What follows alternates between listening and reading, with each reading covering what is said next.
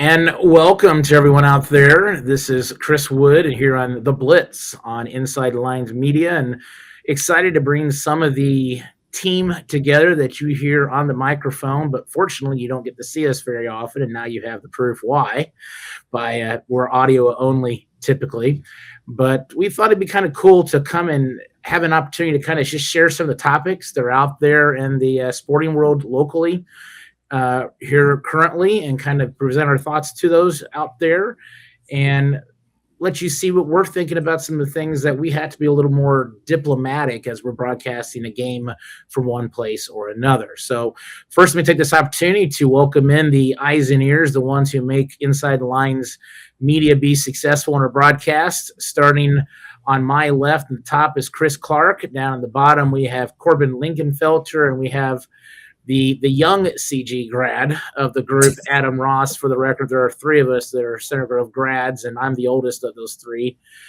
Chris is somewhere in the middle there, we'll say. And then Adam, he's still in diapers of the group. And then we have Corbin, who's representing the W known as Whiteland here in this broadcast as well. Gentlemen, welcome. Great to be here. Okay, I'm thrilled to do it. Corbin, Adam. Exciting opportunity for us to do this. I'm glad to see, Adam, that you feel confident enough that you're able to do this just sitting there on your couch and not worrying about the dog. Or you got a dog? I don't know, actually. But he's a very, very unfriendly English bulldog. I put him in the bedroom with Amanda. They're locked away for the rest of the night. All right, so we don't have to worry about that. Corbin, you got your internet flying over there for you tonight. So. Don't say what company it is. We don't need any lawsuits. Trust me, for us. So, with all that in mind, gentlemen, here's how the rules are going to be played for this tonight, and our first edition of this, and kind of our trial and error tonight. What we'll do is I will throw a topic out there to you, and I will announce who gets to do it, and I'll tell you what order. You'll get your chance to give your 30-second statement, so to speak, and then after each person gives their 30-second give or take speech, then we'll open it up for just kind of a roundtable discussion for a couple minutes, and we'll go on to the next topic. And right now, I think we have 4 topics for the night. I'll probably have a 5th one before it's done, but make it about a half hour and be done. Sound good to everyone? Sounds great. All right, so our first topic, and we'll start with Chris, and then we'll go to Corbin and Adam in that order, is the IHSAA has 2 proposals. The first proposal that we're going to talk about of significance is, should there be a shot clock in high school basketball in the state of Indiana? Of course, some states already have implemented that. The state of Indiana has not to this point. There's not a lot of data out there that states that there should be, but it seems like a lot of people are calling for it. Is that because it's at all other levels, or is it because it really does change the game? What saith Chris? I understand the push for it. All levels of basketball other than high school have a shot clock. At the higher levels, people want to see more action, more scoring. Personally, I have a little unique perspective of being a high school official in Indiana for 29 years. I don't see the need for a shot clock in high school basketball.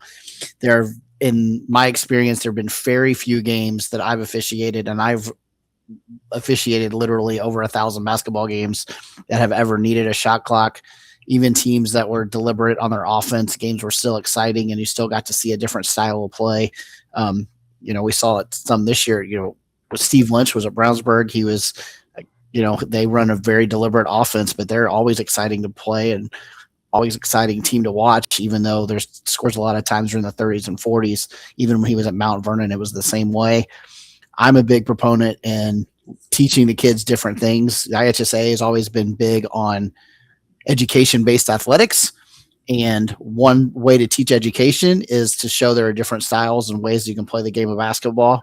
And while I don't like it when a team just stands and holds the ball under their hip, that very rarely happens, and there are ways defensively to keep that from happening. And I think it's up to a coach to figure that out over the 32 minutes of a high school game. Corbin?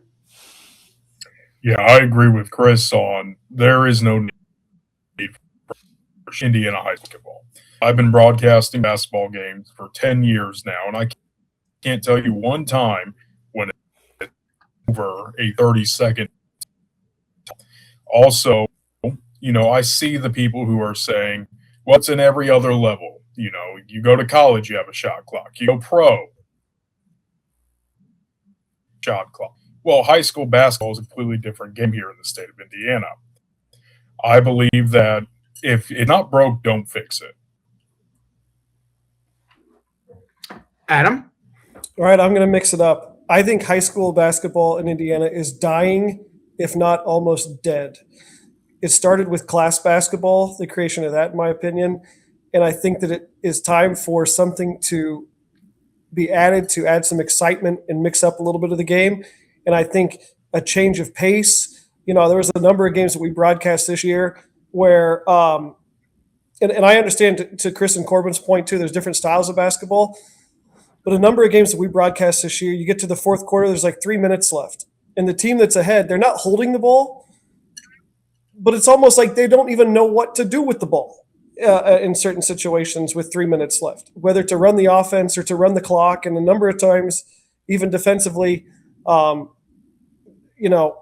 defense didn't force the offense's hands. But I think adding the shot clock element would add a little bit of more – I don't know, initiative or control to the game to force the teams to take action. It would also, in my opinion, defensively, you get in that 2 minute situation. Then if you're up against a 30-second, 35-second shot clock, you can sit back defensively for a possession potentially and not play the foul game as early as you might want to. So I think it is something that could maybe reinvigorate high school basketball in Indiana. I think on the girls' side, it's been fantastic the last few years, but in boys basketball, I really think in particular that's where it could have a huge impact and kind of spark some new change of pace in the game. I'll open it up for rebuttals and responses to all comments. Adam, I don't disagree. I kind of think you're right that teams aren't quite sure what to do at the end of games. I think a lot of that too sometimes goes to in the summer, kids play games, right? They don't practice a lot. They play games. And Coach Wood knows that. He's got a lot of kids playing a lot of AAU games all summer or different kind of league games and showcase games where honestly, the results of those games aren't as important as how well you play. And so I think that carries over some into the high school game. And some of those showcase things, they do have shot clocks. Sometimes they don't. So there's a little different perspective there, but I'm a little old school in that yes, I think it would help in some endings of some games, but pressure defense always wins, right? So I like to see teams get after it. So like I said, I think it's going to come. Like if you ask my opinion, I think it's going to happen. I think there's going to be some real growing pains the first year or two as you train someone else sitting on the table, and people that don't like having table reviews or things like that. I think it's going to be a difficult adjustment the first couple of years because you're going to have to train people of when to reset it. Is it going to reset on every shot? Is it going to reset when it hits a rim like it does in other levels of basketball? Yep. And so I think that's going to be a growing pain that we also don't know. The other question is, are you going to run it at the JV level? Are you going to run it at the freshman level where you definitely aren't going to have enough people to run the table? So that'll be an interesting side effect, I think, of implementing the clock in general. Corbin, any thoughts to what you've heard here? Yeah, that's a good point. Yeah, I agree with Chris 100% on this. Finding the staff alone is hard to do for these games currently, and trying to add an additional onto that, and know the rules, and be able to throughout the entire game, it's going to be a big learner. As Chris mentioned, I can remember there's been a few games where, in high school football, they were supposed to run the clock or start the play clock, and they didn't. And that was, I can't even tell how long it's been around in high school football. It's been forever. But, I think from a broadcaster standpoint, getting into these games is very difficult to call. And if we're working with 30-35-second shot clock, it's going to get even more difficult because we've already got the running clock. Bring in. Do you stop the running clock when the shot clock resets? If you got teams that are constantly having to work with 30 seconds to get a shot up, then it's going to extend these games longer than they need to be, and in turn, you're just going to have the kids not be having fun, which is what high school sports are all about. It's all about having fun. I will say this point before we move on to the next topic. I mean, Adam, I guess first off, do you have a rebuttal after which you for people come back at you at? No, and I don't totally disagree with Chris and Corbin. To me, I see the influence that football and baseball have had in the state of Indiana at the high school level and how much they are growing. And, basketball, I was a basketball player. It's my first love when it comes to sports. And I think it's a product of what Chris talked about with the AAU stuff, the summer select stuff, that it's kind of derailed high school basketball in Indiana a little bit. And I just think it's time for somewhat of a change to maybe try to respark the passion for it in the state. Two thoughts that come to mind for me before we transition to our next topic is, one, I think teams in southern Indiana, particularly southwestern Indiana, where Corbin, I know you've got some experiences down in the Lagodi area, the Bar Reeves, the North Davies. I mean, I've been to a basketball game where Lagodi and North Davies, the score at halftime was 6-4. And I literally saw them hold the ball for 4.5 minutes in the second quarter because they were content. And as much as that is historic and it's legendary, it's hard to watch as a fan, in my opinion.